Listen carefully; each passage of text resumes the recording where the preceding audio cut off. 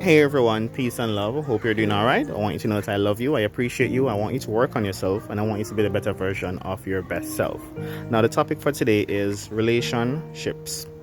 And for this video, that's two separate words.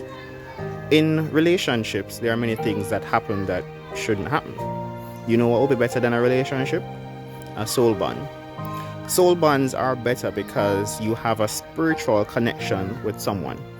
If you have a spiritual connection with someone, you're going to put out the effort to understand that person.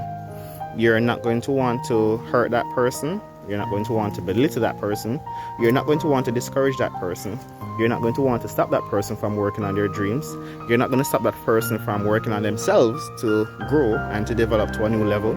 You're not going to make that person feel insecure about how you feel about yourself. You're not going to tell that person that they're wasting their time trying to help people or to make a certain thing become a reality. The thing about dreams is that at some point in the dream, you're going to have to wake up and actually put in the work to make that dream become a reality. In life, relationships are very interesting. They have changed over the last decade or so.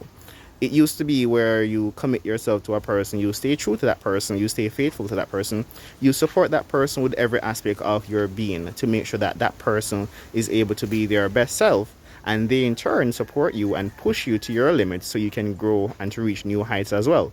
It should be a team effort. It should be 50-50. But these days you have persons who want you to sacrifice your time, your energy, your money, your resources to make sure that they're happy and they're comfortable, and they won't even lift up a single grain of sand for you. And many persons might call this narcissistic behavior. I call it just unleveled. If it was leveled, you'd have balance. And that's why it's important to not go into relationships but seek out a soul bond. Now, if you're trying to get a soul bond with somebody, you're gonna have to do a lot of work. Not on the soul bond, on yourself. You have to understand who you are. You have to understand what makes you tick.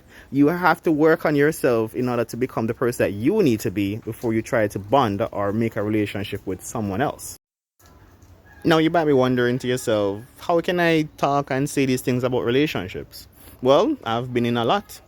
And for most of the time, I thought the other person was the problem.